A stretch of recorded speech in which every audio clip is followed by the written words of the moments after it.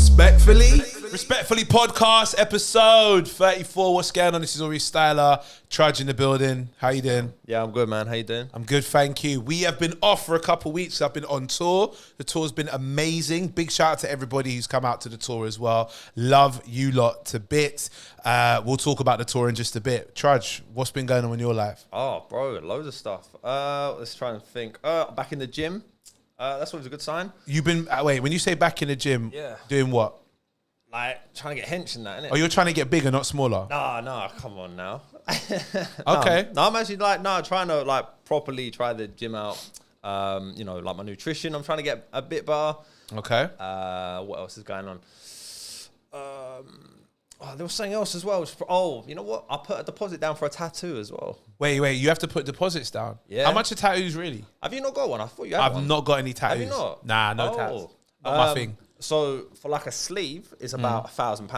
£1,000 for a sleeve? Well, overall, like it's the guy who I've gone to. He does like footballers and that. Obviously, I want to make sure he's good. So yeah, if he's doing footballers, and he's good. It sounds like if you're getting like repeat customers from footballers, and I reckon I get why that might be £1,000 if I'm honest. Yeah, but it's like £600 a day basically. That was his fee, but you pay like a £200 deposit. Okay. And yeah, man. So you might see me rocking in it one day with a tattoo, but I will never let you. But have you got a tattoo anyway? Nah. I've always wanted one. Okay. But I've become a new man, and I've decided I want to do what's right for me. But, okay, so what? Wait, hold on. What made you switch to being a new man so you can get a tattoo? Like what? Oh, that's me printing before you. Oh no. Yeah, go on. I've always kind of wanted one, and I've never actually had the opportunity to never had the opportunity to get one. I guess I've never had a design in motion, a design in my head. I don't know, man. I feel like I've actually got one now, and I feel now's the time. Okay, cool. And Plus, I don't want to get one when I'm 40 or 50. I feel like now's the... All right, so obviously I'm around a lot of people that have tats. As you see in Shy with them, covered. But, with tats, I always get told, we think when you're 40, it's too late. But they go, no, you can keep getting them and getting them and getting them, and you can start at whatever age. I always think if you started already in your 20s and started getting tied up from them, or even your late teens, that's when you can continue to add more tats to your body in your 40s. Yeah. But starting at 40 seems mad, if that makes sense. I agree. No, 100%. And that's why I'm kind of I'm 32. So I feel like I'd say this is probably the last few years I think it's acceptable to be doing it. To start? Yeah, to start, I'd say. But I don't know, man. I feel happy with the decision. Don't get me wrong, but I feel like I kind of wish I did it earlier in my life, though. Yeah. Sure. Okay. Yeah. And what you getting? So basically, I want to get the cover of one of my favorite games on my arm. Which one? Broken Sword. Oh yeah, I remember you saying. Yeah, man. Yeah. Sick designs in that game and that. But I'm gonna pick out some things I like, kind of niche in it. But okay. I'm tired of seeing these guys walk around with tats. I've got lions and clocks and all that. Sorry, but I like a little bit of something unique in it. So I saw there was a guy I saw in Manchester. Yeah. He came up to me after one of the shows that I did, and he showed me his tattoo on his arm. Oh, well, he didn't show me. He came to speak to me, but I saw a piece of the arm and asked me, let me see that tattoo. And he pulled his sleeve up. It was closed sleeve, and he had a tattoo sleeve, and it was a whole Vegeta from Dragon Ball Z on his arm, right? Okay. And on his leg, he was like, I've got more. And he showed me more. And it was all games or either video games or anime or characters. He had, now I'm not a WoW, World of Warcraft fan, but I appreciate the love for it because there are things that I love that deep, like Star Trek. Yeah. He had a map and characters from World of Warcraft on his leg. I looked at it and I said, and it looked really good on him. I looked at it and I said, that tattoo's sick, and so is this. What happens when you get to an age where you're 50 or 60? Yeah. Now, I don't think I'll grow out of gaming because I'm already 36 and I still play gaming like I started when I was 4. Yeah. I ain't going to grow out of gaming. But there are games that I used to play that I grew out of. What happens if you grow out of maybe the stuff that you used to enjoy? Is it like a tapestry of what your life was? And you're looking at, I used to love this and... No, let me take that back. I'll tell you why. Streets of Rage is one of my favorite game franchises. From Streets of Rage 1 and 2, 3 is what 3 is, and 4 is what is phenomenal in terms of a game that's 20 years later. Yeah. 4 is fantastic. Yeah. But if I got a tattoo from my teens of Axel, of Skate, of Adam, of Blaze. Wouldn't get Max. If I got a tattoo with them on my arm and I got to this age now, I'd appreciate it now still. If I think it's like art from like when I was a kid, I love this. When I was a teen, I did this. I spent this amount of time doing that. So I get that from that aspect. So you're going to get Broken Sword. But when's the last time you played Broken Swords? Bro, I play that game yearly. Like, I ain't even ashamed to admit that. Like, that is actually... It's on PS2? Nah, it's a PC game. It's a point and click. It's like one of those old... Oh, I'm getting the wrong game in my head. Sorry. No. It's funny, though, because when we had Mick on the show, like, I think he mentioned, like, when we had, like, a break or something, he said, oh, do you remember that game, Broken Sword? I'm thinking, oh, that's crazy, because no one knows that. No one knows it, yeah. It's so niche to me. Like, so if anyone, like, knows it, instantly I have, like, a massive rapport with them. Like, okay. Oh, mad. It's like an old school 90s point and click adventure, which is kind of niche in itself. So there's a bit of a community for that sort of thing. So yeah, but it's one of those, like, you know, I know the puzzles, I know the answers, I know all that, but it's just like the music and everything, bro. It's like, fair enough. It's a great game. My favorite. I highly recommend.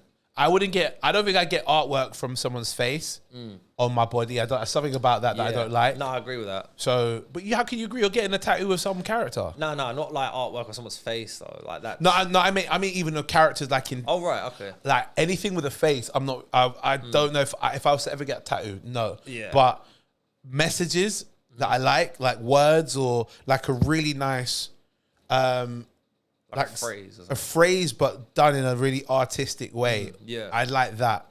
Like if something, or even like artwork of like a scenery or a background or something which was maybe a silhouette of somebody or a hand or something, but actual face, I don't know. Nah, I'm not saying I'm against it fully, but I'd have to look into it, how I feel about that, because sometimes I look at tattoos, like my face, like I said, is on my brother's back, but he's got all of his siblings on his back. Right, okay. So he's got I can't remember the Latin or the Greek. Yeah, it's like Animascium, something like that. I can't remember, but I'm not going to try and remember. But he's got my face in one of the letters. But it's not just mine. It's like he's got his mum, he's got our dad, he's got his siblings as well. He's got a batch of stuff on him, but it's all, and it's like a cityscape as well. It's a big piece of artwork on his back. It sounds pretty sick, actually. No, it is. Yeah. But because obviously we live in a cold country, I haven't seen that tattoo in years, face to face. Yeah. And like, unless we go on holiday or something, which I haven't been on holiday with him for a few years in a hot country, I haven't seen the whole back. That's mainly for like when he's in his household, him and his missus, that kind of stuff. I respect it, but like I think what I'd be worried about is, you know, someone's face, for example. Like I would love, obviously, you would like to get like your dead grandparents or something like that on mine. But I think like, oh nah, I don't know, man. I always get a bit worried, like the face might come out a bit mad, and then you know you're kind of stuck with that. Like, but like something like a game or something, I feel like it's. I mean, I know it's ink on your skin, but like, to me, that ain't that deep. Like, I don't think. Don't get me wrong. I'm not criticizing you. I think I'm just how I feel about faces, if that makes sense. Yeah. It's like when you know, like, have you ever put up a picture of someone and it's their face, like on a wall, and they're looking into the camera, and you almost feel like that person can see you. Yeah. It's that kind of feeling. Yeah. Like, I've been places where I've seen something that's been designed in like a picture, or a picture that's been taken, and they're smiling to the camera, or they're looking straight to you in the camera. Yeah. Like it could be a photo shoot and it looks nice, but you put it up and I could be on that side of the room because they're looking at the camera. Yeah. Wherever you are looking at the picture, it looks like they're looking at you. And that can freak me out sometimes. Yeah. I used to have a 50 Cent poster that did that. It was one of those holographic ones, and he used to aim a gun at you, like whichever way you look. Yeah, see, that's all mad. Why am I going to get him aiming a gun at me as well as looking in my face? So I feel like I am actually the victim, the target of this. So I think that's all it is for me. I'm not against it. I just have to have a think about like what I would do if I was to. But I probably won't ever get a tattoo. Would you not? Nah, I did when I did that Deepfake Neighbor Awards when I was playing Idris, and he's got hand tattoos and stuff in real life. What, Idris? Yeah. Has he? Google it. Idris has got tattoos. Yeah, Idris has got tats, but he's got like a hand tattoo. Oh, right, okay. He's got a few, but the one that I had to get was a version of his hand tattoo, but it was a rose on the hand. Oh, I see. Because the character I played was Idris if he was a gardener. So look, that's his hand. Yeah. I don't know what that tattoo is. 12 tattoos, and he's got 12. Okay. Yeah. All right, he's got one there. That's it. So he's got a star in his hand. Oh, the Ghana. The Ghana star, yeah, the Black Star of Ghana, because he's half Ghanaian, right? So I got, instead of a star, it was a rose, just like that. But we put it as a like a play on his character, because in the program in Deep Fake Neighbor Wars, I played him if he was a gardener. Oh, right. So that's where that came from. Little So yeah, but when I had that rose, I won't lie, I liked it. It did look good. Yeah. Like I took a picture of like me on set and I sent it to my mum just like this, so she could see the rose. Yeah. My mum lost her mind. Oh, really? She ain't on the tattoo thing. Oh, so when I showed her that, she called me straight away and said, I know you didn't get one. I just know you didn't. I know I'm in my 30s at the time. Yeah. I know, Aurie, I know, hear what I'm saying. I know that you didn't get a tattoo, because if you did, I would be highly disappointed. Yeah. And I think that's part of the reason why I won't get one. Not because of like what I was raised to believe in church. But I forget that for a second, because some people believe tattoos are right even if you go to church. Yeah. I'm not going to say what's right or wrong, or just what I've been raised on. But on top of that, it's that feeling of disappointing my mum if I was to get one. That feeling, which even in my 30s, I should really drop. Yeah. Like, you see what I'm saying? I should really drop that. A lot of stuff I ain't done because I've been thinking, my mum going to be disappointed by that. Tattoos is one of them. Yeah. Right, having children outside of wedlock, all of that is another one. And yeah, man, it's all that. Come on, there's loads of them, man. There's loads of them. Ideally, it's not just children, it's having sex outside of wedlock, but there's no evidence afterwards unless you have a child, which is, here we go. So yeah, that's why I think it's been like one of those things I just never really got into. But I did like the tattoo, the fake tattoo on my hand. Yeah. Because I got big hands as well. Yeah. It just looked like, you know what I'm saying? I got obviously boxer hands because of the width for them. So it just had that. I was just banging, bro. Yeah. It did look good. Now, sorry, quick question. Yeah. You know, obviously you said like you worried like you'd be disappointed your mum get a tattoo and that. Like, I wonder, like, I always feel I felt that way. Like, but I feel like if I got something that would appease my mum, it might soften the blow a bit. Like, here's the one. So I'm like, I love you, mum, or something. Yeah, you know, something like that. Would she appreciate like something like that? My mum, no. Yeah. Well, oh, right. Oh, she would see it as a tattoo. Oh, okay, fair. She'd see it as a tattoo, right? But I have this thing, and I think many people could follow this, right? Yeah. Once you bought your own house or got your own space, right? Or once you started your own family and you're raising them, parents can't tell you what to do. Yeah, that's true. They feel they can, and but they should also know once that happens, there are things they can advise, but they cannot tell you what to do. Yeah. Like, this is what you should do. You kind of can't. I've already gotten to the point where I'm now responsible for somebody else. So in that, or I'm responsible for something as big as what you are responsible for. If I've lived in my life where I'm able to keep my house paid, I'm able to keep my kids raised, I'm doing well by them. But then I also decide to do something as small as get a tattoo, which is not going to affect our relationship. You can't really tell me nothing. Yeah, that's fair. But let a parent plant a seed long enough in you, it don't matter. If you breathe incorrectly or you drink the wrong kind of water, right? I got family members that because their parents said you can't do it, it's bad if you do it, won't eat prawn cocktail chip, like crisps. Really? Yeah, they Jamaican culture, Caribbean culture in general. A lot of them said prawn cocktail is like eating a girl's. Don't ask me where that comes from. Wow. Brother, I have no idea. Listen, I won't say the comedians, some of the elders I was around. Yeah. We was doing a show and I was the youngest cat on the show. Yeah. And there was like a big like packets of crisps in the back, just snacks and stuff, drinks and crisps. Yeah. I went and got the prawn cocktail one. These three elders start looking at me and busting joke. You see Aurie eat the prawn cocktail crisp. I'm like, yeah, it's because it's nice. Is that you, Aurie? What's wrong with prawn cocktail crisp? Is that what you're eating, yeah? Oh, so that's why. No wonder you're doing all right with the ladies. What has potato chips got to do with doing all right with the ladies? You see them flavors there, Aurie? Fire for them flavors. Fight. And I couldn't understand it. It's because a lot of them in their mind, I have no idea, eating prawns and eating girls. Yeah. Lord knows where that came from, but there are some elder heads that think that way. So I know some people my age, because their parents were very much, don't do that. Can't eat this. Will be like, I'm not on it.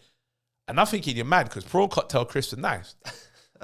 They're nice. Plus it's the pink packet. Oh, yeah, that's true. Yeah. I don't know, man. So I don't care if he hears this. My dad, I I remember I bought him something from Zara or took him to Zara one time. Yeah. He, for years, this was when I was in my late 20s or mid 20s. I took it to one in Brent Cross. He, for years, was like, I'm never going in Zara.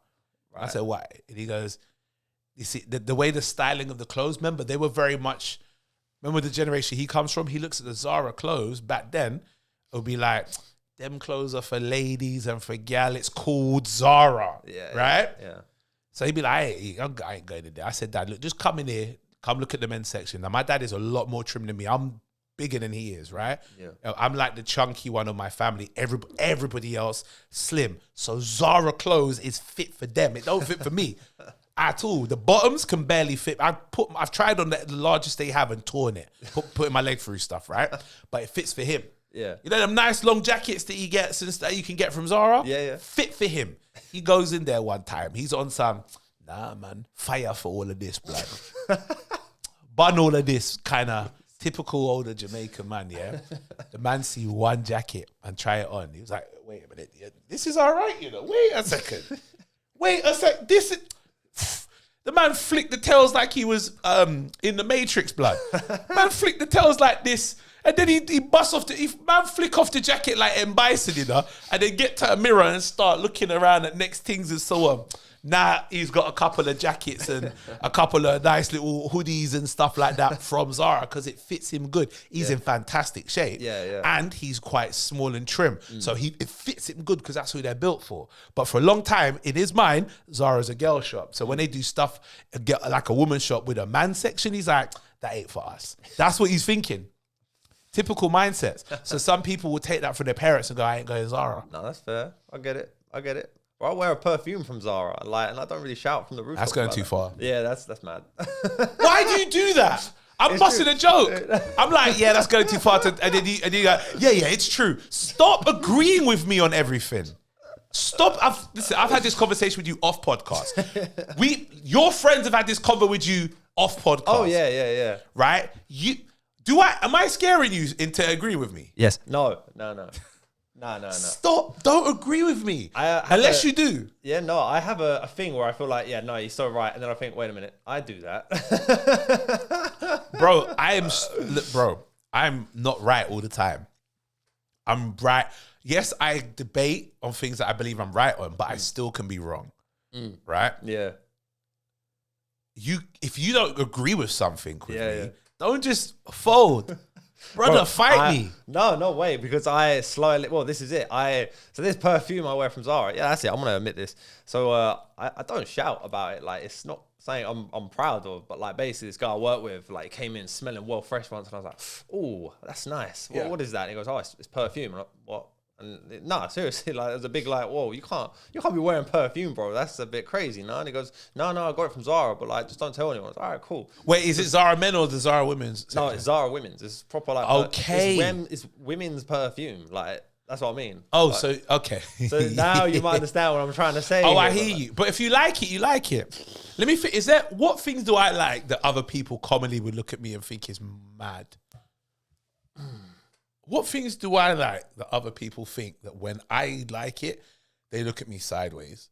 A lot of people laugh. I put mayonnaise on anything. Oh, I hate mayonnaise. They say I can fight you on. I hate mayonnaise. Yeah.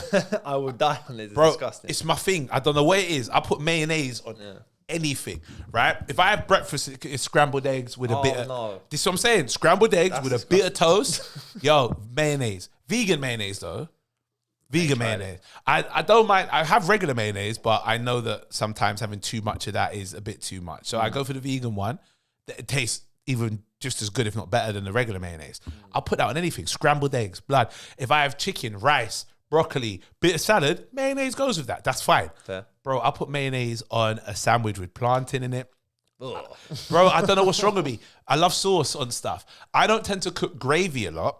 Yeah. Because I know I'm going to put mayonnaise or sauce on top of stuff. People judge me for that. Especially my black brothers and sisters. Because they hit mayonnaise in general to us. They're like, what? You can't even put a salad cream? No, mayonnaise. I know it's weird. That's my thing. I don't know why, but that's What other things do I have that people look at me and think, is that you on? Like, why do you do that? I mean, apart from the prawn cocktail crisps, of course. Oh, no, I don't eat prawn. That's not regular. That's only, that was a one-off thing. Yeah. Hold on. No worries. Keep going. No, keep going. Yeah. I'm trying to think what else it is. I'm trying to think. Like, I've got a thing where this dates back from flipping early, but like, I've always like, it's not weird because I think it's quite commonly accepted, but like saying that you love like WWE, like I feel like people always give you like the bit of a side eye with that. Oh, come on, man. But no, I think a lot of people now will admit that WWE is something that they love from back in the day. Oh, for sure, yeah. And loving it now, Yeah. it's just comfortable because it's just a piece of enjoyment. Yeah, true. But I feel like every time I say, I still watch it. And they're like, oh, you still watch it? Yeah, man. Like you watch your flipping EastEnders or whatever. Like, come on. Okay, so I can't watch it now. I don't like all the smash camera stuff that they do. What's that? So you know when they like do like a power bomb and the camera just goes zoom right in. Oh, right, yeah. Like if you do or a special move. Do you know why? It ruins moves so much. Like a super kick. Oh, yeah. Right? Or no, the Superman punch that what's his name does? Roman Reigns. Roman Reigns. Yeah, man. Right? Roman Reigns. Bro, I've seen it without the smash cam. He doesn't touch you. Yeah. It just goes on your face. Yeah, I see it. But they do the smash cam to make it look like it connected because you're disjarred a bit, right? Yeah. Without the smash cam, because it takes away from the ability for some of them to do the moves they did back in the day that to make it look real. Tombstone Power Driver, right? Looks so dangerous. It was.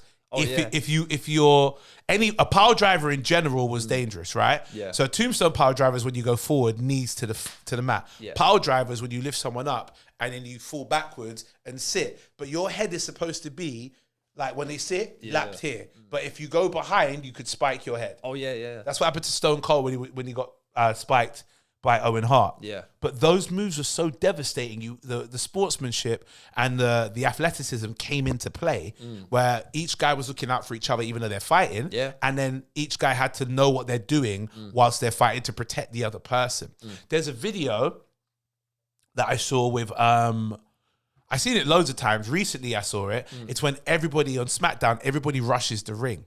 Right? Oh, is it like one after the other? One after the other. Yeah, like what happens? Kurt Angle comes in, he angle slams someone. I can't remember who gets rolled out the ring. And then someone comes after Kurt Angle. I think it was Booker T. And then Booker T gets kicked over by Rob Van Dam. Rob Van Dam frog splashes onto the I think it was Booker. And then after that happens, Big Show comes in. No, Shane McMahon comes in, knocks a man on his head with the chair. And then Big Show comes in, punches through the chair onto Shane McMahon. Then Kurt Angle comes in again. Angle slams Big Show. Now, watch that video at that point. Undertaker sees where Kurt Angle's going to angle slam Big Show. Yeah. Sees the chair, the metal chair on the floor. Yeah. Big Show's going to land on that sideways, right? Which you don't think on the metal chair is going to be crazy, but it can be. Yeah, for sure. Remember, the mats are more cushioned and trampoline-esque. So that happens. You see Undertaker, who's taken out. He grabs the chair with his foot and he kicks it out the ring, even though he's like scrambling on the floor like he's been knocked out. He kicks it out the ring. So when Kurt Angle lands, the angle slam on Big Show, sideways on, he hits the mat and not the chair. See. Do you see what I'm saying? Yeah. If you had smash cameras just doing the most, you would miss stuff like that. But the ability to protect each other and still hide things like that, bro, that for me was peak wrestling and peak sportsmanship and athleticism that they didn't have. They don't have now because it's too busy on the show business side of stuff. The moves are terrible. Blood. The moves are terrible. Nah, I've tried to catch up with it recently. Nothing beats the Attitude Era.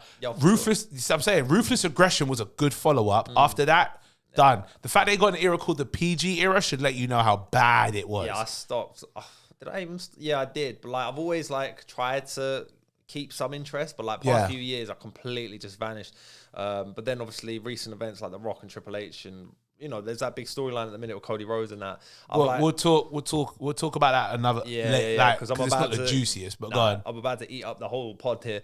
But yeah, no, like it's things like that. I was just watching like loads of clips on YouTube. Ended up down a wormhole, like flipping, watching videos. Do you remember Maven? Like, yes, of course. He's got a YouTube channel where he basically talks about like times where like WWE wrestlers did this or fights backstage. Okay. Or what I should have done in this match. It's pretty cool because I never understood how a wrestling match actually works. Like it's just two guys going in there. What happens? Like no, it's all scripted. It's all planned out. Yeah, I didn't. And they communicate all the time with each other. The ref is key. I didn't realize that. Bro, the ref. Yeah. Key. The ref has to watch everything going on. It's not so much refereeing to keep the rules. It's so much looking to go, are you hurt? Should I call it?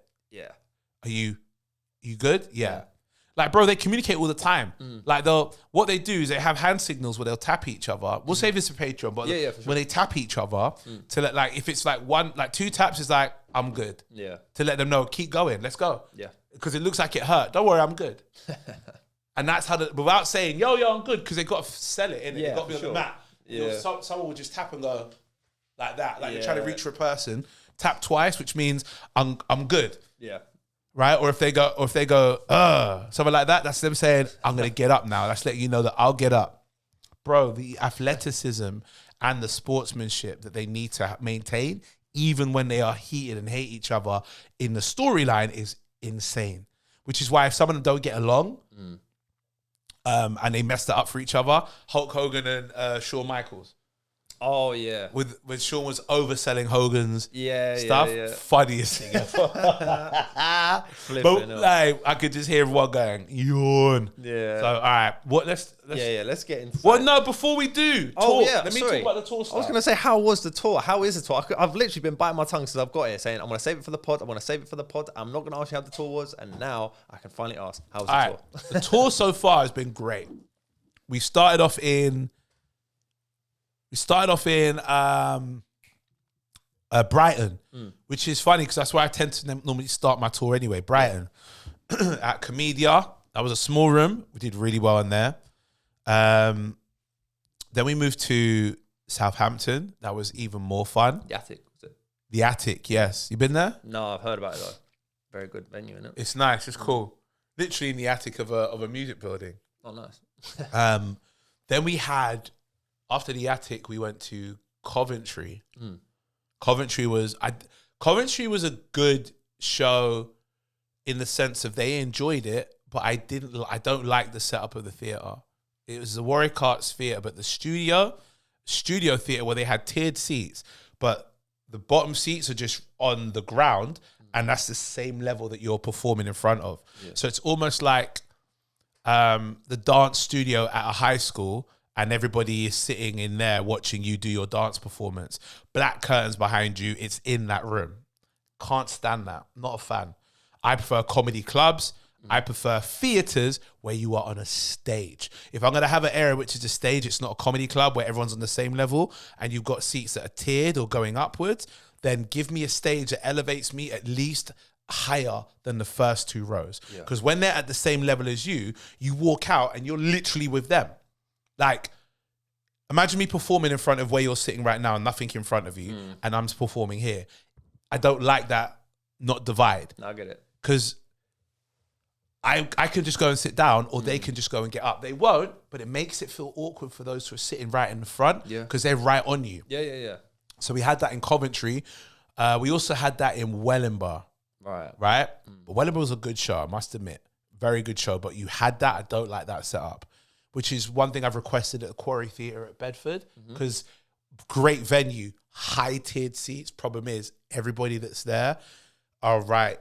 The bottom row is right on you there. I don't like that. I like having a stage, so at least when I get onto that stage, you feel the separation of me as a performer and you as an audience member.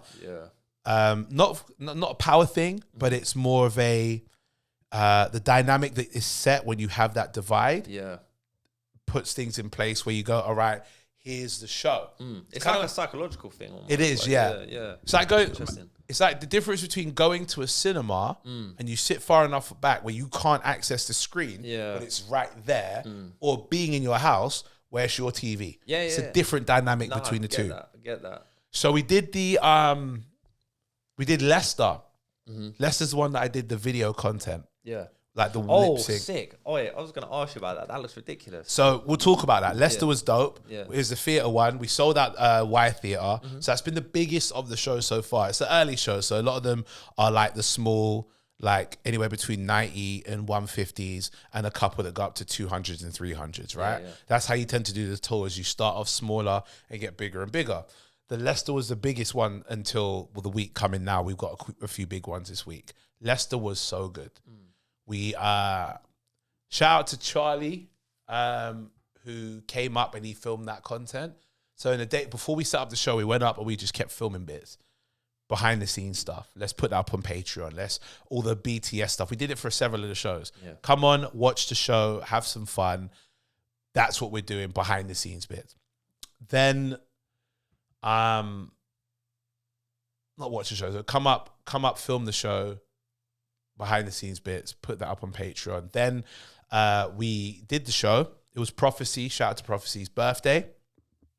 Then obviously Joe opens. Shout out to Joe Bingham. He opens. I obviously do my hour, and we give a birthday cake to Prophecy. Now at the end of at the end of the show, we did the lip sync bit. Now what we recorded before was us doing a lip sync when the room's empty. And then what I do is there's a transition where I walk maybe past the curtain, and then once you get past the curtain, I've changed, and everybody out there is in the audience with the lights having a wicked time. I did that a few years ago. I've done that several times. I've done it. I've done ones at my house. 2018, I did one, like a Christmas one. But 2018, that was dope. We did it at my house, where like me and my team, for a ludicrous stand up. I loved it. We did it. It was a one take video all the way up in my house. It was mad creative. Can't use it now. Well, I can use it now, but there's like one or two people in the video that, like previous relationship and stuff like that. As much as I'm okay to use the content, I don't want to repost stuff from the past like that. That's fair. And it was my old house, which I've moved on from too. Yeah. So I won't redo that song. It's one of my favorite songs, but I'll keep doing stuff like that at as many shows as I can. But did it for years. Did it for my Green Tour show. I did it for this Leicester show. Me and Charlie said we're going to keep doing it. Anytime he's on the show, we're going to keep doing it. So I have like 7, 8, 9 of them across the tour. So he's going to come up this week to do one. We're doing it in, I think, Nottingham. Either Nottingham, not Sheffield, yeah. Love to do it in Sheffield because we're at the Lead Mill. That is a bad man venue. But we're going to do it in Nottingham. It's just the thing that I do. Everyone's got their, like some people take pictures at the end of their shows. That's great with the lights behind them. That's great. Not a problem. I think it's cool, but I kind of want more than that. I kind of wanted to do something where everyone goes, oh, that's what Aurie does. Yeah. That's my thing. It does look like, you know, obviously I see a lot of like comics on Instagram and that, and straight away I saw that, I was like, oh yeah, that's sick. But it is like, you know, and I'm not just saying that I'm sitting there with you, but it is like, even if I didn't know you, I think that's fucking wicked. Like, it is, because you see so many comedians. Thank you. See so many comedians at the end of their show, they literally just take a selfie on stage. Which is cool. I think it's dope. But I'll do that. I want to do more. Yeah, for sure. I mean, yeah, man. If I was in like a big auditorium, like 1,000-seater, and I did that, we'll get there though. Yeah, man. So we done that. We done the Y. What was after the Y was Wellingborough, and then we did Guildford. Do you know what's interesting? Yeah. Guildford. So I'm selling merch across the tour, and the merch is great. Comfy. It's comfy. I've got my AS logo. I've got the AS like signature stuff embroidered on clothes, on hoodies and hats and stuff. It's so good. Now, this is the interesting thing. I would have thought the more people in a room, the more going to buy merch, like Leicester. But I'm starting to realize, being on this tour, just the nature of how much people are spending and not spending coming out. Oh, right. Okay. Yeah. Leicester was probably one of the ones that bought the least amount of merch. Guildford the most. Guildford people had a bit of money. And it's starting to make me realize that the recession is really hitting this country. It's really moving up and down this country right now. The recession had been announced obviously recently, but it's you can see we were going down that hole. Yeah. I went to Leicester and people in Leicester were like, yo, we love it, but can't afford it. I'm like, okay, cool. We even moved the price down on some of the stuff because we thought recession's coming. It's not about making money, it's about making sure we just get the merch out to people. Went to Guildford. Guildford were like, give me that. Let me buy that. Let me buy a bundle. I did like a bundle with bags and all that kind of stuff. And my tour manager's like, yo, they're really going for it here. And we were surprised because Guildford had half the amount of people in Leicester. So it's interesting to see where around the country is active with being able to buy and do well and spending their money. Not just for merch, but even to come out to buy tickets. You can see the speed of ticket sales. My 4th London show's nearly sold out. And that's 400 seats per London show. 4th one's nearly sold out. With other seats, Reading, I assume of money. Because every time I put on a show in Reading, gone. Just gone. Yeah. But I never thought Reading would as much. But what I found out from research is there are people that have come from London that moved to Reading. They got more expendable cash because they used to, like me, being a Londoner, moving to an area where everything's cheaper. Houses, rent, your council tax, your living costs, your insurance, cheaper. So they got more expendable cash. That's what I'm noticing. So something like Guildford is one of those places. Reading is one of those places. Anywhere which is just outside of a major city have more money to spend on stuff than when you're inside of it. Leicester's a city. Birmingham's a city. Birmingham will do okay, I reckon. Manchester's a city. Leeds is a city. I reckon a lot of people will come from those places, not just about buying merch, but more grateful for a good comedy show, because to spend that money for like 4 or 5 people to come out costs more purely because of how expensive things are now. So it's on me to go on that stage and go, I got to give them a good show. Like I'll do that in every show, but I feel like I have to give them a seriously good show, because if I don't, they've spent their money, which for them is like, I can't afford to be spending this on something where I leave and go, because recession's hitting these people hard. That's one thing I learned on this tour. I love doing this tour. It's been so great. Bruv, it's hitting me. I ain't been paying for none of the shows yet. Because everything I'm doing now is to make sure I pay for all the hotels and my team and all of that stuff. So it's hitting me a little bit. Right? It's hitting me. I'm not peased up. I'm still like, not struggling, but just like, I can't be, as much as my tour's selling really nicely, people are like, yo, blood, the bag looking big for you, bruv. Bro, I ain't seen nothing from it yet. Nothing. Because I'm out here just making sure the show's good for other people. And I'm out here just going, you know what? I like knowing that people have spent their money to come out. Forget what I get from that afterwards. That's the sell. Bro, we've sold that part, that sheet that you got there. Pass that sheet. I printed that off because that's like the tour, the sales. Thank you very much. So this is like the tour sales. I should really do this the way I did it last time when I'm boosting it up in it. So this sheet is phenomenal. Remember that where I was saying to places, you're kind of slow, you're not really rating me, and like, name me one of the places that I ripped into. No, it wasn't Cambridge, was it? No. Cambridge did well. It's ones up north, like Bradford. Bro, Bradford is sold out. Is it? Yeah, bruv. Bradford is sold out. I thought. And Bradford was like slow on the ticket sales. I'm trying to think the other one. That one that doesn't like you. That was Bradford.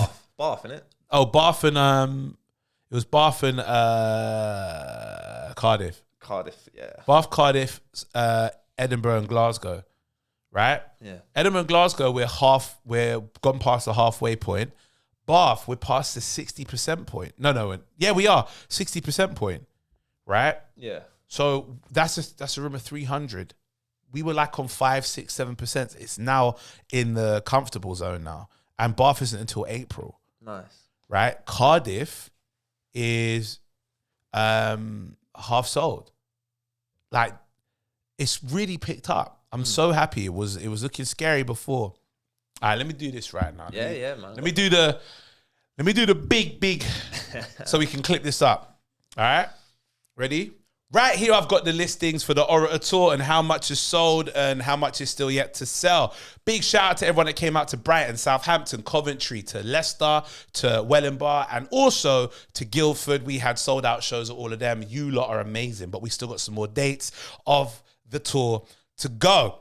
All right, this podcast comes out on the Wednesday, the 21st of Feb, and there's a few more tickets for Sheffield on that day. After that, Nottingham sold out, Bradford sold out, Bedford sold out, Glasgow and Edinburgh. Look, come on. We're more than halfway. You done love me a bit more than you did last time. I need you lot to love it a bit more. Get your tickets from auriestyla.co.uk. Look at this. Chelmsford, Salisbury, Manchester, sold out. I think Leeds is on the last 20 tickets. So Leeds, pick it up. Come on. Almost there. Aylesbury, Reading, Birmingham, Southend. Sold out. All the way up until we get to Cardiff, which is 24th of April. Cardiff, we are past the halfway point. Thank you. It weren't looking like it was going to move, but you lot made it move. Thank you, Wales.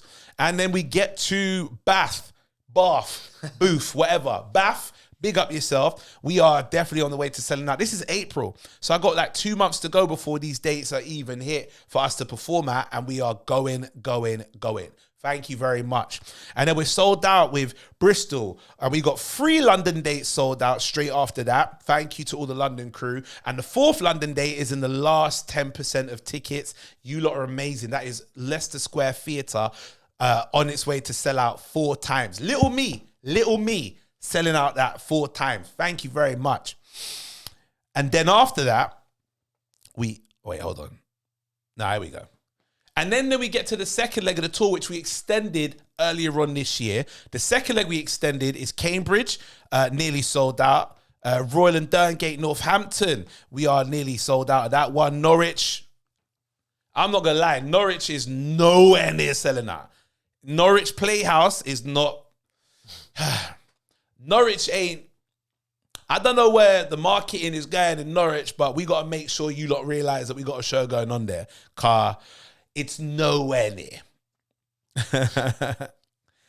We did our second show, Comedia Brighton, sold out. Crawley Theatre, more than halfway sold. Our second Reading show, sold out. So we're doing well, and that's all the way up until the end of June. Then, because of popular demand, we decided, you know what we're going to do? We're going to bring the Aurator Tour back around for another loop, for new places and for additional places. No. Bring the Aurator Tour... Listen, I'm trying to do this in one take and it ain't happening. Bring the Aurator Tour back around for the places that are sold out really, really fast, and also some new places as well during October and November. So we announced that we're going back to Cambridge and Brighton, but we're also hitting that Leamington Spa. I'll be honest, I couldn't even tell you what happens in Leamington Spa, what's going on, but we are going to find out when I bring the show there. Listen, we even added Slough. Let me tell you something. You've heard me talk about Bradford. You've heard me rib on Luton a couple times. I love you, lot, right? Slough, I'm going to have to learn to love you, because Slough has definitely been the brunt of some of my jokes many a times. And we're going to go Chester as well. Birmingham, we're back as well. Birmingham, we put on sale. And from doing the show in Birmingham, releasing the show in Birmingham, we already sold out of a quarter of the tickets over 2 days for the second show in Birmingham, all the way towards the end of October. Thank you very much. Chelmsford, we're going to come hit you again. And then Bedford, we're coming back again at the Quarry Theatre. We're going to make sure there's a stage there as well, after what I said earlier on. Then we're going to hit Peterborough, and we're going all the way to the arse end of the country, a place called Exeter. Do you know how far Exeter is? Far. I did Bubbahood with Bubba Tunde at Exeter. Yeah. Who told me to tell them I don't need a hotel? It took me 4 or 5 hours to drive there. I passed Stonehenge to get there. Oh, wow. Yeah, okay. I saw Stonehenge. Yeah. And then I drove back. It was far. Jeez. That same night. I could have driven to Scotland in one try and stopped about 4 or 5 times on the way in the time it took me for me to drive to and from Exeter from where I live. God. Yeah, it was far. Bristol, we're back again. Love the Hen and Chicken. You know I love the Comedy Club Intimate Vibes. We said we're going to go back to there. Shout out to York. We're coming up there to the Crescent. We're coming back to the Y Theatre at Leicester again. And Belfast. I've never been to Belfast before. So we're looking forward to flying over to Northern Ireland for Belfast at the Limelight 2. We're going to Colchester Arts Centre in Colchester. Manchester, this is the beautiful thing, right? Shout out to my crew in Manchester. Manchester, hear this, yeah? The Manchester show, the extended Manchester show, is on the 29th of November at Stroller Hall. 29th of November is my birthday. I might be doing something special on the 29th of November, not just for the show, but maybe a little after party shindig vibes if the tickets sell out at Stroller Hall, right? If Stroller Hall doesn't sell out, you ain't getting nothing from me. And then the next day is the final day of the third extended leg of the tour, which is in Maidenhead. I will be ending my tour in Maidenhead on the 30th of November, the day after my 22nd birthday. I like how you didn't interrupt me on that one as well when I said 22nd. I was evidently lying. But yeah, man, the Aurator Tour, ladies and gentlemen, make sure you come out. Tickets are available from auriestyla.co.uk. We have extended it more than once. We have added so many more dates. We are now doing more than 60 odd dates for this tour. Plus, we're even going to Dubai and to New Zealand. So make sure you go on my website, auriestyla.co.uk or livenation.co.uk for more information. Grab them tickets. The tour is selling out, and I'm so thankful for everyone buying their tickets. Love that about you, and we love the fact that you're involved in this. Appreciate you. That's my bit done. Nice. All right, let's get into some topics. All right, let's go. All right, let's start with BAF. I still don't know how you pronounce that, by the way. What? Harry Styles. Alleged stalker sent singer 8,000 cards, caught his. Is it that one? Yeah, yeah. Oh, sorry, I meant BAF. I meant, like, how do you pronounce BAF? I don't actually know. BAF is in baffled. Nah, the tour. You know, you were saying that you were Oh, BAF. BAF. Oh, yeah. yeah, it's BAF. BAF. BAF, yeah. All right. Can I tell you something quite embarrassing, right? For years, I was saying rant. So, like, you know, you're ranting and raving. Having a rant. Yeah. I got corrected on that quite embarrassingly at work. How did you pick it up as rant? I don't know. I think I've just always, like, read it. Like, I That's don't know. weird. I've never heard actually anyone say it. I've never heard that either, but I mean, to each their own. Harry Styles, alleged stalker sent singer 8,000 cards, caught his. All right, so Harry Styles basically had a stalker. I mean, there's too many of these people nowadays. 8,000 cards? Like, what kind of, like, in less than a month, what kind of cards are we talking? Like, Wedding cards, I believe. Handwritten letters. And what is it? I swear I saw something about wedding cards, wedding invitations, or something like that. okay. But Respectfully. Since I say respectfully, I feel like I'm going to be disrespectful. That's the idea, innit? All right, so Miss Carvalho. Carvalho? Vallo? Yeah. Carvalho, okay, did enter a plea and was remanded in custody for the case to be heard at the same court in April. Court documents show Brazilian citizen Miss Carvalho had been staying in a backpacking hostel in Earl's Court in West London after arriving in the UK in December. So she's been here since December, but living in a hostel. Wow, okay. I should write 8,000 cards and letters to... Do we have a picture of this Miss Carvalho? Let's have a look. Yeah, side note, it does say 2 were wedding cards and some of the letters had been hand delivered. Oh, so she knows his address. I don't think it's hard to find these people's address. Nah, not at all. Not at all. Like, I'm not saying I'm ever wanting that to happen to me, nor do I ever want me to know and find is the addresses. All right, hold on. Hold on. Stop. Respectfully. All right. Respectfully now. Is that Miss Carvalho? The stalker? Miss Carvalho looks like Mr. Carvalho. Hold on, I think this is another... No, this is another stalker. This is the one... It's another stalker. This is from 2019. This is a common... So this is someone left scared in his home. Harry Styles was left scared in his own home as homeless man is found guilty of stalking. You can't tell me that's a Brazilian woman, right? That's a homeless British man, not a Brazilian woman. Nothing about that person says Brazilian or woman. Hey, I don't know. Respectfully. You can't tell me that that's the Brazilian person we were talking. Go find... That's not... Okay. Whoever that person is not the stalker that we're looking for. All right, there's a few of these. That's the same stalker as the homeless one, but who's this new one? All right, so we're gonna have to put in 2023. This is mad. No, 2024. Oh my god, I forget what year we're in. The crazy. Or just put Miss Carvalho, whatever her name is. CARVALHO. That. Nah, that's not her. Sure. Is that her? That is not her. Harry Styles Brazilian scroll up. Harry Styles Brazilian stalker 35 hand delivered or sent more than 8,000 letters. Okay, so it's the same article we're talking about. Yeah. Please scroll down. There's Harry. That is not Miss Carvalho. Scroll down. Oh, Wait. Parents. Oh, for God's sake, where's Scroll the down. actual photo of this woman? Okay, press right. That could never be. There's Harry. There's Harry. Still Harry. Right. Clearly, there's no photo of this woman, which is... Okay, there's no photo of her, but we got a photo of her mom. Yeah, you could again. The mum. When you said the stalker was 35 and you showed me the mum, respectfully, I was gonna say, you know when they say black don't crack. Yeah. The reason they say that is comparing to that, we look fantastic. If that woman was 35 years old. But she's not. That's the mother of the 35-year-old. So I'm going to say maybe about 50s. 50s, maybe 60s, right? But no way is that the 35-year-old woman. That is the mother of the stalker. Mate, how do you deal with a stalker? Like, I'm sure to some degree it's flattering that you know that someone wants to stalk you because of, like, they're infatuated by what you do.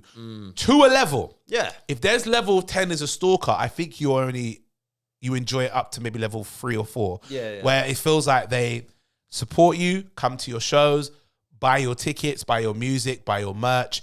That's that level there. When it gets into 5 and 6, that realm is probably, and maybe tries to DM you, message you all the time and so on and so forth. Oh, it's crazy. 8, 9, and 10 is writing letters, finding out where you live, sending them to your house. That level's too far. Even 4, like the 4 and 5, the DMing all the time, is probably too far. Yeah. The 1, 2, 3, 4 level, maybe, I don't know, 1, 2, 3, of they come and support you at your shows, that's fine. Because you're not a threat to my life. Yeah. You don't know where I live, or you don't try to find out where I live. You're just spending your money on the stuff that I produce. I've never had a stalker. I don't think. Touch wood. Might have one after the tour. Who knows? Nah, don't say that. I rebuke that. I don't have a stalker and I don't want one. That's not real wood. Go find some real wood to touch. No. That's IKEA plasticine, whatever it is. Shelf. That shelf is also IKEA. Mate, brother, I'm touching this one. You better touch your own, bruv. Everything's IKEA. Oh, hold on. There's a brick here. That's cool. Brick, touch brick. Okay. I think it's like a wooden brick. I don't know what actually that's. What, on the walls? What is it? I don't want to lift it up, but. That's wood. Oh, yeah. That's sanding block. All right, cool. So that's like MDF wood. We're sweet. May not be real, but it's still better wood than that. But yeah, don't know how you deal with a stalker. I think like after the first or second letter, you don't get a reply. I feel like you should just leave it. I once sent a letter to the Olsen twins when I was like 7 and I never heard a response and I was gutted. Tried. You never cease to like surprise me. Oh no, I got stories for days. You really don't. Okay. So there was something in you. How old were you? If you were double digits, how old are you? About 7 or 8. I'll let you off. Yeah, I had a massive crush on Mary Kate Olsen, but like, but they're twins. Yeah. I didn't really care for Ashley that much though. What about the? Well, nah, I used to prefer Tia Mowry rather than Tamara Mowry. Yeah, I prefer Tia, but I think. One of them had a mole, I think. Tamira's one with the mole. Yeah, I prefer that. You prefer Tamira? Yes. I prefer Tia because in the program Sister, Tamira was always the wacky one and Tia was the more calm, chilled one. Yeah. And I want to deal with wacky. Plus, Tia's mum was the one that Jackie Henry or Jackie Harvey, I can't remember her name. Yeah. But she played Lisa. Yeah. And Ray was Tamira's dad. Yeah. So Ray was the straight cut one. Lisa was a crazy one. But Lisa's adopted daughter was Tia, and Tia was the straight cut one. Yeah. Ray's adopted daughter was Tamira, and she was the mad one. Oh, yeah. And Roger was a stalker. Roger was the stalker. Yeah. People used to say that I look like Roger from Sister, Marcus Houston. Yeah. Oh, Marcus Houston, yeah. No, don't do that. I don't. No, stop. Not now. My face shape is different. But when I was younger and I had a long face, who said I look like him? Nice. No. I used to look like the stalker in Sister Sister. Oh, when you break it down like that, yeah. But I mean, Not Marcus Houston from Immature, but the stalker from Sister Sister. That was the difference. Do you understand? yeah. Yeah. I see. Plus, especially now knowing what Marcus Houston gets up to, I don't want to be. Oh no! Can I just take a guess? Let me guess. He's like some OnlyFans guy now. No. I don't want to. That was Let me be very careful, right? There's been questions to his relationship. He's like a lot older than his missus. Oh, okay. Old enough that when they got together or first met, she might have been just. Yeah. Oh, one of them. Do you see what I'm saying? Yeah. Allegedly, because I don't know the facts, but he's married. He's got kids with her. Yeah. May they live happily ever after. But yo, I feel like when you're in your 40s. When you're in your 40s, someone who's just turned 21. Oh, I'm not on it. Nah. I'm the younger one in mine, so like, and I'm 30 something. Yeah. So, nah, bro.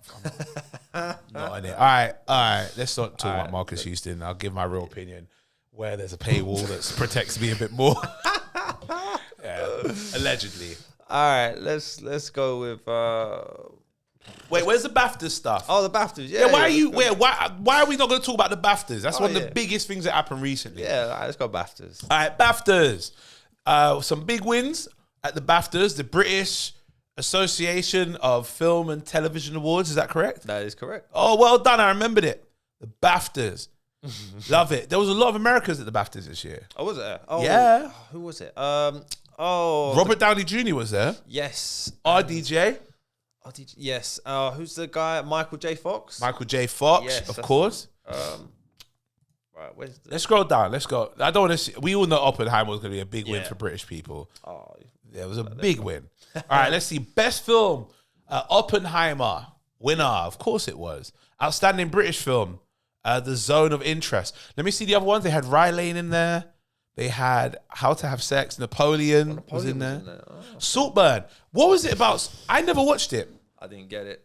But everyone was talking about how dark it was. Yeah, it's dark. It's got some mad scenes in it. Like I dare not even talk about it. Who's in it? You know? Oh, Barry Keoghan. Keoghan. Yeah, the Irish guy. Yeah. Great actor. Yeah, there's some mad scenes in it though, man. He's like, to me, I'm gonna put him with you know, when who was young that when they came into the scene as an actor was like phenomenal. Colin Farrell. Yeah. Who's my guy who was in X-Men as Professor X? Who's in Split? Oh, James McAvoy. James McAvoy. Yeah. When he came into, he was in Wanted. He was young. Yeah. But he still bodied that role. Bit of a cheesy film. But there's some of these young British actors that when they come in, you know they're set for life with that. Michael Fassbender, set for, like, in his 20s, set for life as an actor. Yeah. Because of how good they were. Or good they are, rather. That's how good an actor these people are. He's in that field for me. Yeah. So anything he touches, he's so good at embodying a good role in the roles in them. Outstanding debut by a British writer. Okay. With all respect. Mama. Care about none of those books. None of those. Nah, it's not just writer, it's director as well. Earth Mama. Okay. Best film not in the English language. Okay, I didn't even know that was an award. Nah. Best documentary, 20 Days in Mariupol. Oh, Michael J. Fox's thing didn't even win it. Oh, okay. No. I thought he... He got nominated. Oh, I see. Okay. That's why he came over. Best animated film. All right. This I was not happy about. The Boy and the Heron. Wow. Can you see what it went up against? Yeah, I didn't even Best know. animated film, The Boy and the Heron, Chicken Run, Dawn of the Nugget. Nah. Elemental was not all that. Elemental was good, and I love a Pixar movie. Was that what that... Oh, wait. Elemental. The water and the water guy and the fire girl. Oh, I never saw it. It was all right. Yeah. And they were like relationship and trying to become friends, and parents were like, it was like a Romeo and Juliet beef of the family because they're from two different. Oh. It's Pixar always have a message behind their thing, and it was we're all from different places, but why can't we all get along with just because our cultures are different? But Boy and the Heron. Let me see what the Rotten Tomatoes review for that was. right? With all respect, Boy and the Heron. Boy and the Heron, yeah. You copied Link. Don't know why I did that. Yeah. Boy and the Heron. What's the Rotten Tomatoes for that? Oh, okay. What, is it an anime, yeah? Anime. Okay. I need to watch it. You know what? Oh, I heard about this, actually. My opinion drastically changed when I found out it was an anime. Oh, is it? Yeah, I literally thought, it's going to be... Bro, The Boy and the Heron was in the same category as Spider-Man Across the Spider-Verse. I'm not going to lie to you. You have to... I'm a bit biased because obviously it's Spider-Man. Yeah. But you have to do a hell of a lot to be able to turn my head and say that that film shouldn't have won Best Animated in any category it got nominated in. Because Across the But let me say this, I hadn't seen The Boy and the Heron, so I do need to watch it. But Across the Spider-Verse was magnificent. No, I agree. Magnificent. Like, you think this has got to be some mad level to... Bro, the things they managed to do in Across the Spider-Verse, had the young kid that created the Lego Spider-Verse, had the wait, is that the cast for The Boy and the Heron? What? That's the most random thing I've ever seen. Christian Bale. This can't be right. Dave Bautista. William Dafoe. All right, I might have to take this back, you know. Yeah, I might have to rewind selector because that I weren't expecting. All right, let's go back to the BAFTAs for a sec. Yo, Boy and the Heron, is it out? It must be out now to watch and buy or whatever. Yeah, where? I don't know. Best director, Christopher Nolan. If it isn't Christopher Nolan, I don't know who won that. See, look, Nolan, Oppenheimer, I knew. Even with all the other people that are there. Oh, Bradley Cooper. Maestro, yeah. Oh, crazy. All right, well, I'm out of touch here. Yeah, but no, you can't have Best Film, Oppenheimer, and Nolan be nominated and not get Best Director. Yeah, it's just not going to happen.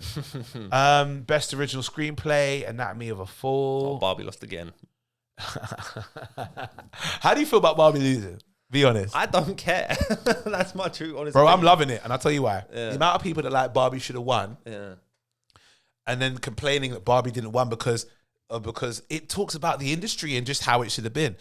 Mate, take Barbie as a film without the messaging to bolster the film to then muscle award ceremonies to go, well, you heard our messaging and you said this film was good. Boom. Vote for us. Take that out of it. Barbie is a good film. Yeah. But is it one that should win because of how deep the messaging was? No, it weren't. I'm sorry. No. It weren't that. Barbie fans, I'm sorry. It's not even about it being like a misogynistic thing at all. Respectfully, it's not. Barbie, you put Barbie as a film against Oppenheimer as a film, it's not even close. Oppenheimer, the emotion that film brought to people, watching this man create a device that took out millions of lives and have the conflict. Nah, I'm sorry, against Barbie. Where hear the joke, the best thing about the Barbie movie was Ken. Yeah. was think Ryan Gosling's Ken. No, and I mean that with love and respect. Yeah. Right? Margot Robbie killed it. And so many other people who were in there. So many great cameos as well. Kingsley Benadir. Kingsley Benadir was in there. Sarah was in there. Michael Cera. There was... Will Ferrell. Will Ferrell was in there. What's the girl... Oh, how can I forget her name? And just top of my tongue, I can't remember. There was so many great cameos in there that made the Barbie universe with Ken seem so like dope and had dimensions. But take away the messaging, because it went too heavy on the messaging, which almost felt like Oscar and BAFTA bait. Yeah. Take away the messaging and just focus on the quality of the film. If you did that with Oppenheimer, take away the messaging and the emotion that, because of it being a real life story, just take the quality of the film and the build up and then the conclusion. Barbie gets washed. No, I agree. Barbie gets washed. I could have said something a little bit. I don't know if I should save this for the Patreon, but I'm going to say it. I feel like if Barbie was made in like the 90s, I'm not the doll. I mean, you know, the film, I don't think it would have got the plaudits it did. It definitely wouldn't have, because we weren't. I mean, and that's a testament to the industry we're in now. Barbie in the 90s would have been too much of a heavy-handed message that about feminism, about equality, about the rights of women to be respected as equal, or in some cases better than men when it comes to particular fields, about the gays, like, I say gays, not Gays. I'm talking about Gaze. Yeah. Right? The gaze of the male gaze and hypersexualizing women and then discrediting them because of the fact that they are just this shell of beauty as opposed to being that with everything that's inside them that make them who they are. The messaging of this female-dominated world where she comes out and goes into a male-dominated world, and then you have the Kens trying to bring back all of that to this female-dominated... Like, all of that is too early for the 90s. Yeah. Way too early for the 90s. Right? So, yeah. Because back in the 90s, we were still selling advert with the male gaze. Again, Gaze, not Gays. Right? We were selling adverts about, like... There'll be adverts of a woman walking down the street smelling great or looking great. And then builders are taking off their hat like, what, love, how you doing, darling? And she's like, hey. Whereas now it's, don't talk to me that way. Yeah. Even the Coca-Cola advert with the woman gazing over the man who, I don't want you to be no slave. Remember that one? Yeah, remember it. Yeah, and it was all about hypersexualizing the man and bringing these women down to just being these submissive to a man's body. Yeah, we're past that now. So yeah, we're now it works. Back then, no. And even now, in the year that Oppenheimer came out, Barbie also bounced off of the marketing for Oppenheimer, and Oppenheimer bounced off the marketing for Barbie. But take all that away, which was a better film? Oppenheimer all day. Thank you. Every day. Honestly, I've seen that film 3 times now. Like, it's a long film to watch 3 times. I know, that's 9 hours of my life. Yeah, man, that's crazy. I have to watch it in sections. Yeah, no, I feel that. I love a Nolan film, but I can't watch all of them top to bottom in the cinema because I miss stuff. But if I watch it at home, I love rewinding bits. I'm like, really? Wait, did that happen? Let me see that again. I'm the opposite. I'm like, if I watch it at home, I feel like I miss stuff. If I watch it in the cinema, I'm engaged. I did that with Inception. I watched it at home. I thought my favorite Nolan film. Yeah, so good. But I didn't really appreciate it until it came out again in the cinema, and I went and watched it. And I was like, oh, is it? Best film I ever saw. I watched it on DVD when it first came out. I was like, I don't get it. And then like cinema release. Amazing. I was the other way where I saw it in cinema and I was like, a lot's going on, and I want to be able to understand everything about this world building. The Nolan's films have always got a very simple reason for the premise, but the premise is the hard thing to understand. Yeah, like the premise of being able to manipulate dreams and plant ideas in people's mind. That's Inception. The reason for the premise is, if you remember, Zaito wanted to take another man's company, and the way he wanted him to do it is by the guy diffusing the company into subsections in the stock market, so Zaito could just buy them up. Zaito, I think his name was, could just buy them up. Yeah. So basically, one company wants to eat up the other company, but the premise is the world is, if you think of, give me another film. What's the one? Interstellar. Yeah, rewatch that. Right? Yeah. Interstellar's beautiful film. Probably Huh? Probably one of my favorites. Probably top 3. Over Inception? Yeah. Oh, no. Inception, Interstellar. I can't choose. Nah, for me, it's Inception. Yeah. DiCaprio. True. All right. So, Interstellar, world is going through famine. We have to now find somewhere else to live. Right? That's the premise, or the reason for the premise. The premise is now, how do we fly through the wormhole? Of a star's, whatever it's called. The science behind all of that is like the whole beauty of Interstellar. Oh, like space-time continuum, I think it is, and stuff like that. Space-time continuum is to do with how time moves on and how at any point in time things could be affected if you go back, change, and then go forward again of that point. But this obviously played on time because time sped up, but it was always going forward. It was never going back. Yeah. Apart from at the end with him being in the Tesseract of, but ignore that for a second. His world building of his films, phenomenal. Yeah. Nolan is phenomenal with that stuff, right? Tenet. The premise, I can't remember the premise of the film. It's like everything's going backwards. No, sorry, the reason for the premise, sorry. Yeah. Like, what was the mission of the main character? I've seen it once. I need to watch it again. That's my least favorite Nolan film, I have to be honest. It was a good film, and I love John David Washington as an actor, but it was hard to watch because of the audio mix. Yes. But all right, let's keep it going. Original screenplay, Anatomy of a Fall. Winner of Best Adapted was American Fiction. Best Leading Actress, Emma Stone in Poor Things. Come on. Hold on. Best Leading, Cillian Murphy in Best Leading Actor, right? Yeah. There we go. Oppenheimer. Oh, Barry, he missed out on Salt. Oh. Barry got nominated for Saltburn. Well done to him. Paul Giamatti is a beast of an actor. Coleman Domingo is a fantastic actor. He's in Rustin. He's been about, bruv. You've seen him in stuff maybe from back in the day. I remember he's been in the recent Candyman film. What else is he done? Have a look. Let's see. Oh God, he's been about Lincoln. Yep. What's he got? Trying to see what films I've actually seen here. Selma. Yep. Is that Transformers? Where? He was in Rise of the Beast. Oh, his voice was in Rise of the Beast. Oh yeah, okay. But Coleman Domingo in Rustin. Rustin is about the movie about the Million Man March, but the man who had to organize it. Oh, right. Coleman Domingo is now come up as like, you remember when Jonathan Majors, for some people, just crept out of nowhere. Mm-hmm.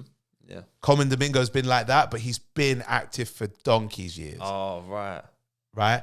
Also, I think he hasn't had the shine as being a leading man in some of the big films that we would recognize, because he himself is gay, G-A-Y, not G-A-Z-E, right? He himself is gay, and I think when it comes to leading man roles in a lot of the big films that he would be perfect for. Yeah, I don't know if this is necessarily in his what he puts out when he says, but I think they haven't cast him as much because he often gets cast in films where he can play a gay character because he can bring that to life really, really well. So like a Jonathan Majors wouldn't necessarily play the roles that Coleman would. Yeah.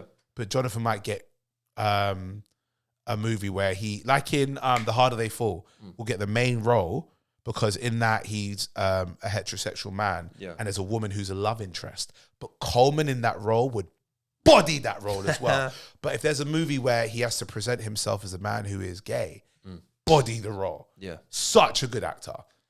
Body the role. Scroll up. And a very nice guy when you hear him talk as well. Very, very nice guy. I don't know, like you don't hear much. Look how he looks and look what shape he's in, right? Yeah. Now look at his age. How old is he? He's... Oh, no. How old? 54. 54 years old. Wow. 54 years old. That's crazy. See what not having kids does for you? Oh, no. Oh, mate. All right. But yeah, he got nominated for Rustin. Emily Blunt for supporting actress.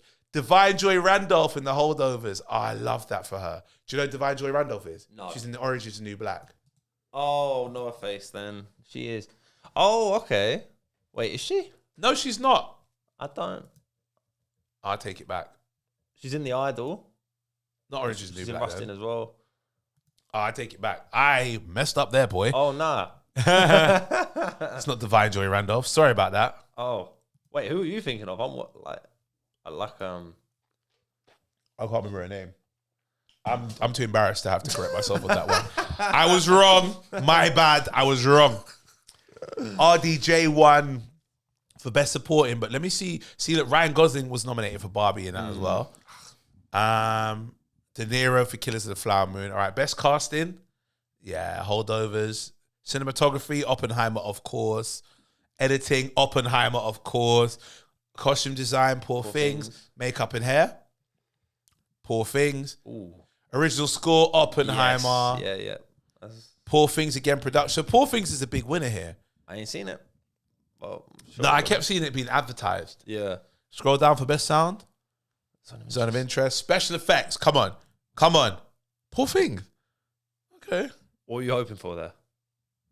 I thought maybe Guardians 3. Oh, okay. Because Guardians 3 had, remember the emotions they had to portray in all of the animals? Yes. Yeah. And you actually believe that these were real animals? All right, keep scrolling down. I forgot about that one. Really Best short film, Jellyfish and Lobster. E.E. Rising Star, Mia McKenna, Bruce. Do you know who that is? No. I'm terrible. Wait, why did that name sound familiar? Oh, she's in How to Have Sex.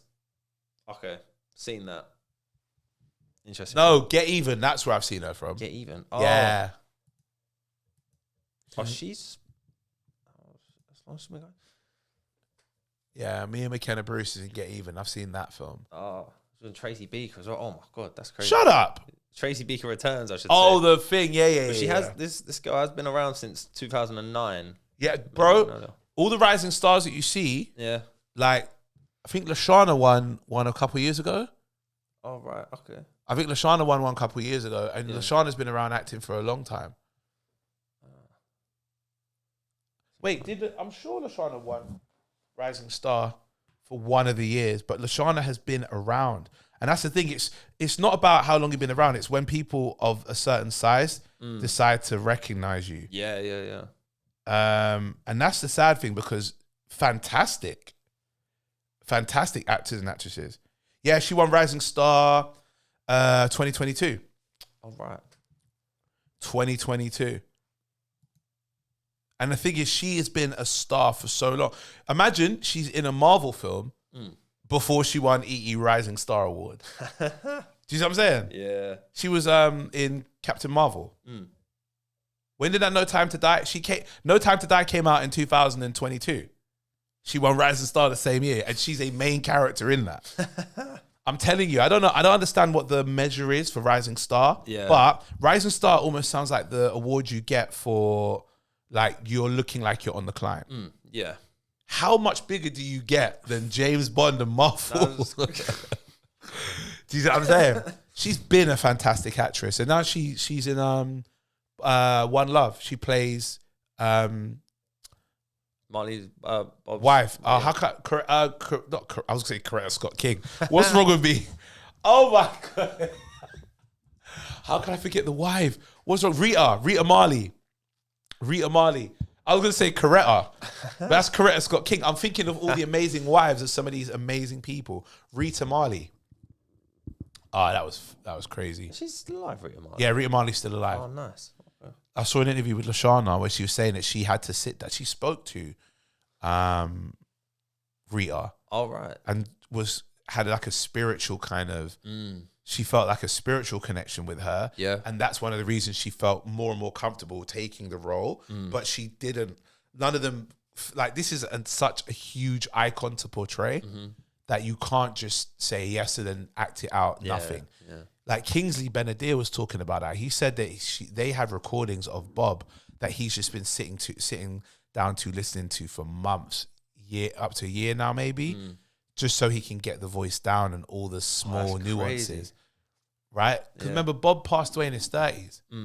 So all of the voices and the tones and the inflections, not just from interviews, but from just hearing Bob in all aspects, they obviously had access to because they sat down with Rita and obviously his kids, like Ziggy and all of that lot. Yeah. It's crazy.